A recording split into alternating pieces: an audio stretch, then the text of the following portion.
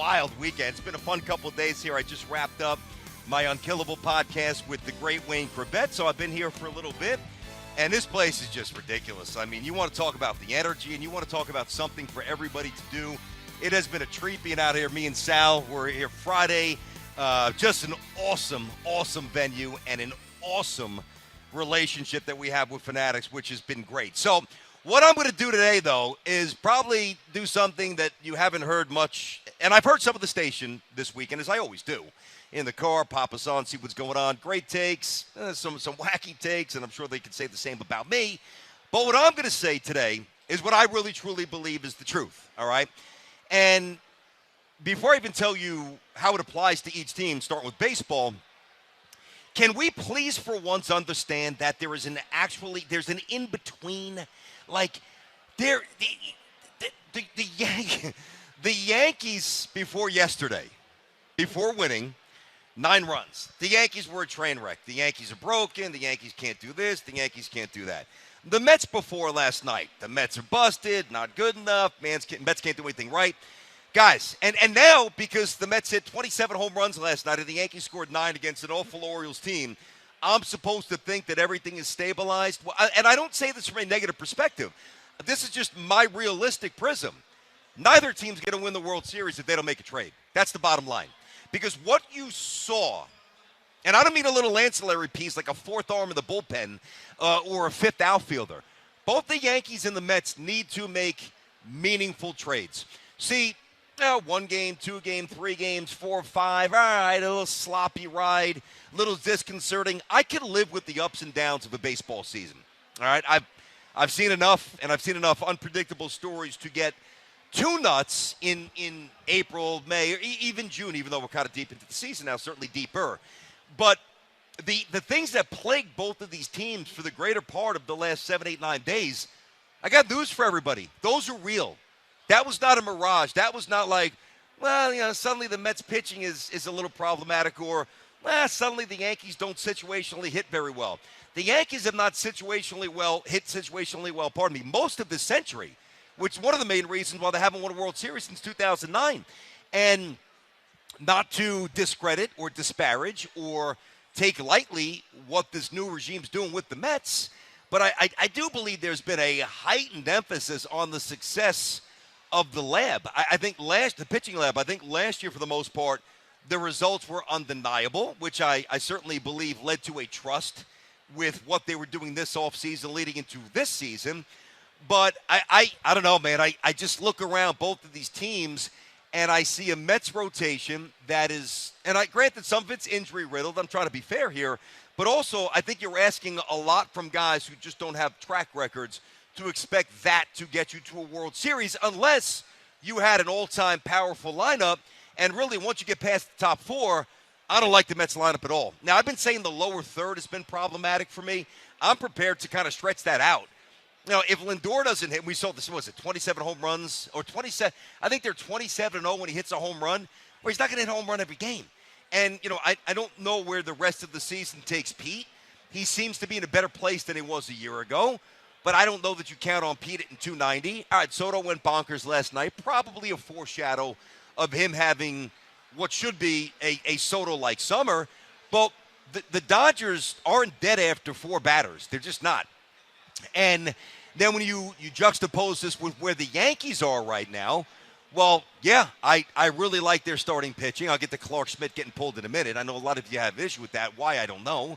But too many times, again, whether it's extra innings or, even for just too many chunks of games, the Yankees are lackluster doing the things you got to do to win. So we can fool ourselves here. Wow, the Mets looked amazing last night. Soto was great. Lindor with a home run. Nimmo going bonkers. And by the way, it was huge that they won a game. I'm not trying to just, tap the brakes of enthusiasm here. You won a game. And that could have gotten progressively worse and worse. So I do think it was important to stabilize the season. But it's not enough, and it won't be enough even if they do the same thing today. For me, just for me, some of you might disagree, to think that this is who the Mets are going to be moving forward. It's not. And I also don't believe what you saw from the Yankees yesterday against a horrific Orioles team is going to be the Yankees team the rest of the season, because it's not. It was a good day, all right, amongst a bad week, amongst two pretty good months of baseball, for sure. If the Yanks and the Mets don't make big trades, neither team's winning the World Series. That's it. 888-808-1019. It's BT. Minus Sal today. I know Sal was probably thrilled with his boy Soto last night. Soto doing some damage. It was good to see. Listen, don't get me wrong. You get to see what these teams can look like when they're playing well. But I think that if you cherry pick some of the other good, I don't mean the Dodgers, but some of the other good teams that we think are in the mix for a World Series, I think if we fixated on them the way we do on our teams, I think that there would be similar realities with their situations. Like, I don't know. I have watched a lot of baseball for a long time. And whether it's the 86 Mets, whether it's the 98 Yankees, 09 Yankees, and some other teams in between, they just looked different. They just felt different. They just had more. And I'm not worried about these teams making the playoffs, but man, we're way past that. This is no longer a cute story. The Mets are now at the big boys table by design. Their owner spends money. They got a real GM in here, or a better GM, and they got some real players. Not enough. The Yankees spending $300 million again. I wouldn't mind seeing them spend some more. I kind of miss the days where we outspent everybody. But the Yankees are not a championship team because they're not constructed properly. So you can fool yourself if you want, and it doesn't mean you can't enjoy the good games. Doesn't mean you can't enjoy the 9-1 routes or the 7-3, smack jobs. But let me ask you this. All right? So if you haven't liked what you've heard so far, I'm going to actually be a little more specific.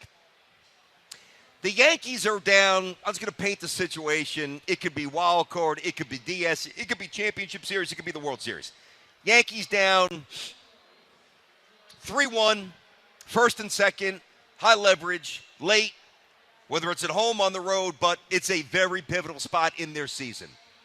Do you believe that this current lineup is going to put together, string together, the kind of at-bats that Bernie and O'Neill and Tino and obviously Jeets, no, the answer is no, because there's too many guys who strike out, and there's too many guys that don't put the ball in play in a meaningful way. Now, it doesn't mean that Stanton or hopefully Judge this October can't rock a 3-run home run, or 3-run home run at that point, and they win.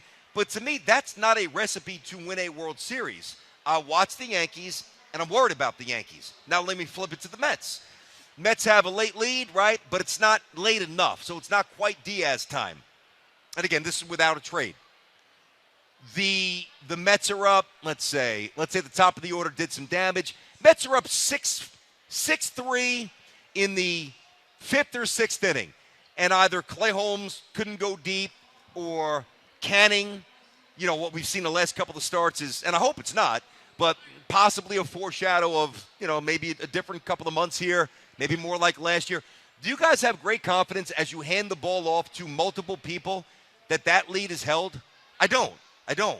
And let me put it this way, too. Against good pitching, do you have the confidence that, and I don't mean Lindor, Soto, Pete, and Nimmo a little bit more now, you have confidence that lineup is going to hang with the Dodgers? I don't have it in front of me, but I know some of those scores were incredibly lopsided last year, and I know the Mets didn't have Soto, but do you think that offense, or this offense, pardon me, with some of the dead spots they still have, is going to crank out the requisite amount of runs over the course of a long series to hang with a heavyweight like the Dodgers? I don't. Now, that doesn't mean that I can't be wrong, that some anomaly or outlier can't occur. I don't see it. Both teams are good. Both teams are not good enough. So everybody can get twisted. And I get it. We twist ourselves in knots going through this stuff night in and night out. It's fun. And, in a lot of ways, every baseball game here is we react to it almost like a football game with the Jets and the Giants, like it's the end of the world or it's the top of the mountain. And again, admittedly, the answer is generally somewhere in between. But I've seen enough. I like these teams.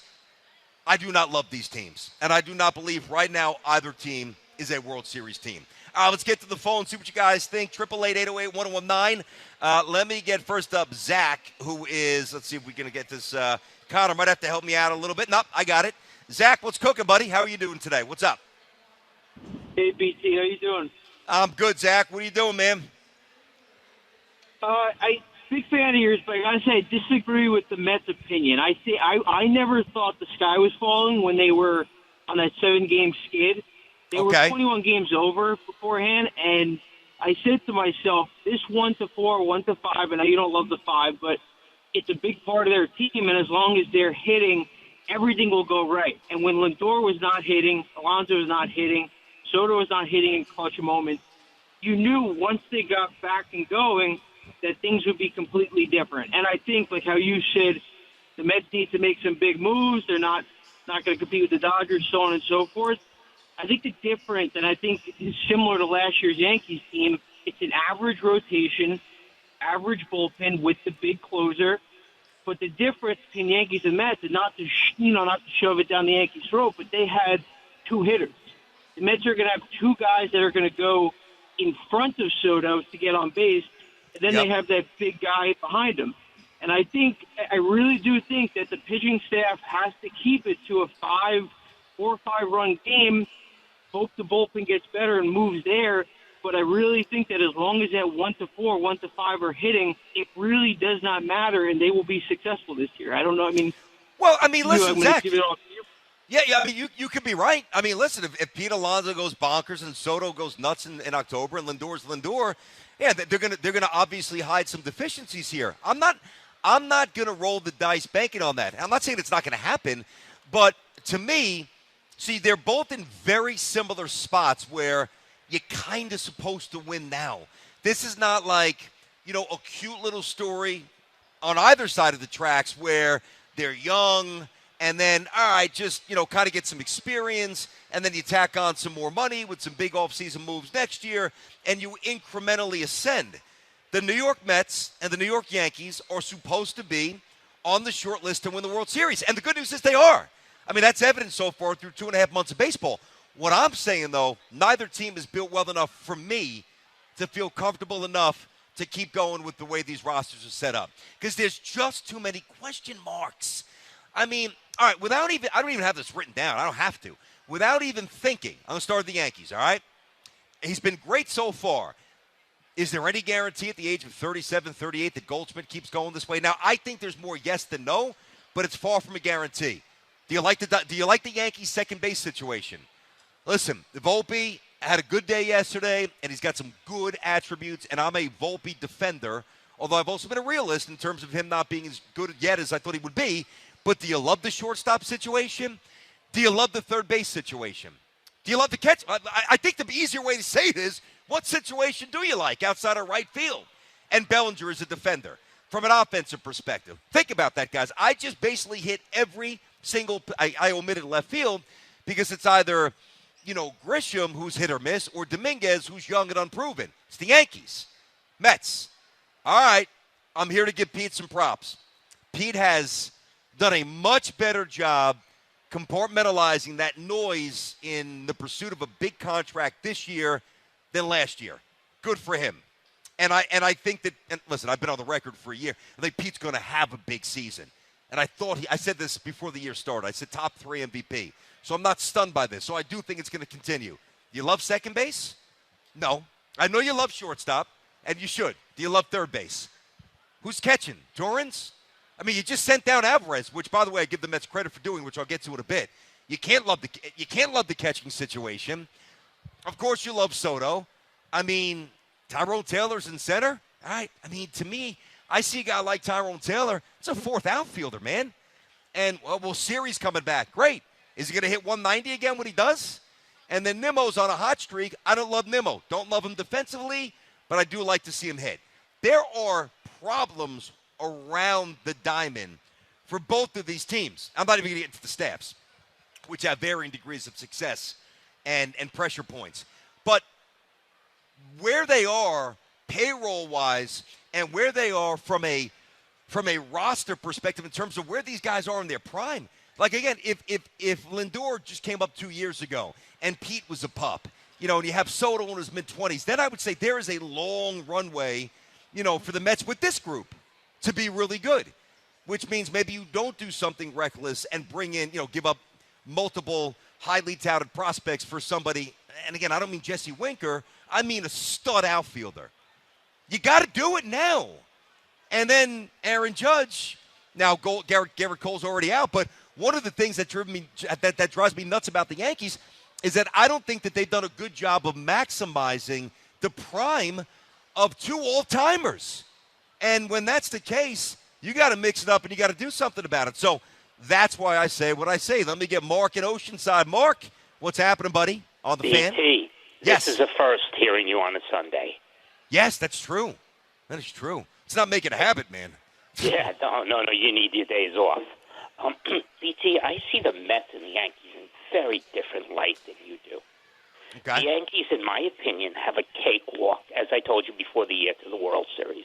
I Go do ahead. not believe Spencer Torkelson can lead the Tigers through to a championship, an American League championship. I don't see one team, and the Yankees do have warts, but all they have to do is be better than the teams they play. And they clearly, to me, are. Whereas the Mets would have to go through a gauntlet and really going to need at least one starter and one position player who can hit Yeah. to compete. Now, hold on a sec, Mark. Mark, let me interject this. Stay with me here.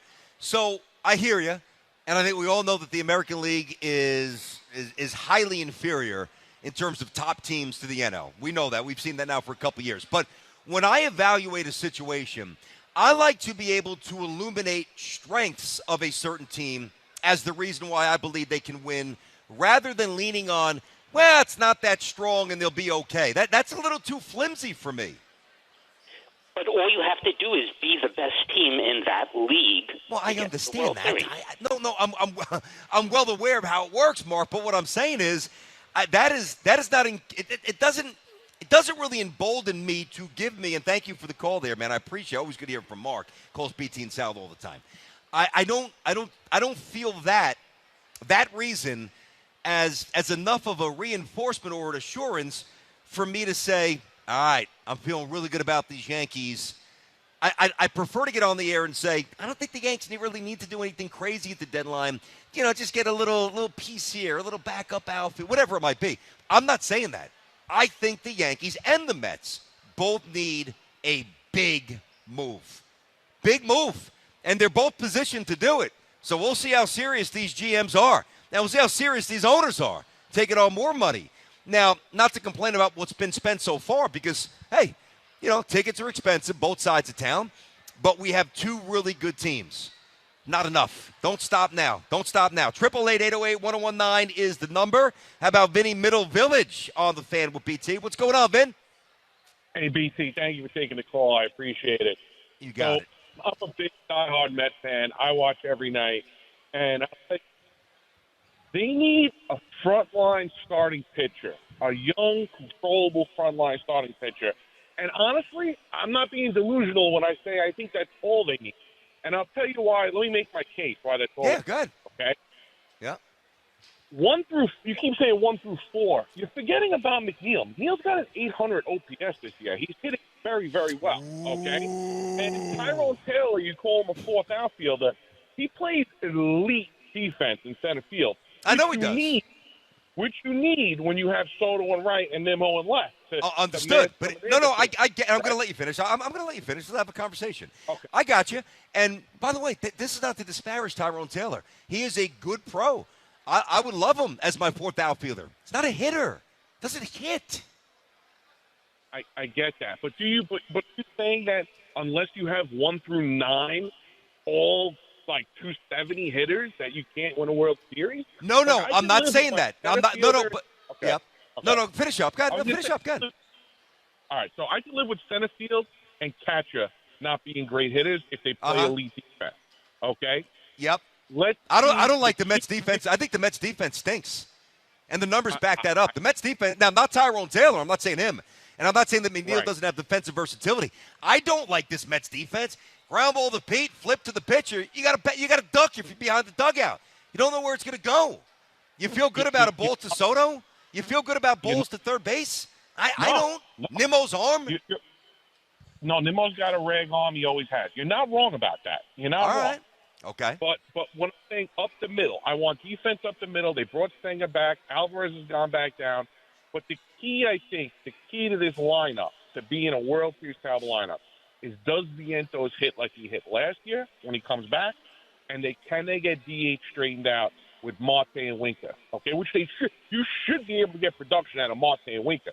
Those are major league hitters. There's no reason why that can't get straightened out. But if Vientos hits like he hit last year, you got 1 through 7 of solid hitters there. Well, Vinny, here's what you're doing. And by the way, this is fine if you want to do it, and thanks for the call. What you're doing is you're giving me best case situation. What I'm doing is preemptively trying to get in front of this to give you a plan that I believe is better and more predictable. Listen, we could sit here with any team in New York. Wow, Justin Fields, takes the next step and he runs the ball and the Jets' O-line is better and this happens and Glenn transitions or, listen, if Dable clicks with Wilson or Jackson Dart, you got this and the defense does that and the offensive line finally stays healthy. I could present you with possibilities for every single team to give you a positive possible perspective. Now, the good news with the Yanks and the Mets, I don't have to stretch it very far to make us feel good about it because they're both really good. We know that. We know they're among the best teams in baseball, which is exactly why I'm saying what I'm saying now. This is the time that you take that swing. Last year, a couple years ago with Ruff and Vogelback, and Winker is obviously better than that duo, to be kind. But no, that's not the kind of move I'm talking about. The move that I'm talking about is more along the lines of the Yankees getting Cecil Fielder in 96, who, by the way, in Atlanta, no DH, et cetera, he played and Tino Martinez sat. Like, that's the kind of move. And he played very well. I think he led the team in average. I think he had 300 that World Series. So that's what I'm saying. Yeah, of course, there's a lot of things that I think will go well for the Mets, but because I don't love their defense and because I'm a little unsure, primarily driven through health with the rotation. And what I can't say is, well, the top 4, it's good enough to carry the bottom 5, because I don't know what you're going to get from them. That's why I said at the start of this, guys, like, I'm not reacting to the Yankees putting up a 9 spot yesterday and the Mets hitting 7 home runs. The answer's generally in between. And I think if we all take a little truth serum here, I think we all know the Mets defense is not tight enough, and there's too many empty at-bats from 4 on. And for the Yankees, there's a reason why they never win in extra innings, because they just don't situationally hit. And they, too, have too many dead spots. That's where we're at. Now, the good news is it's June. The bad news is what I just said, I really believe. So they got to fix it.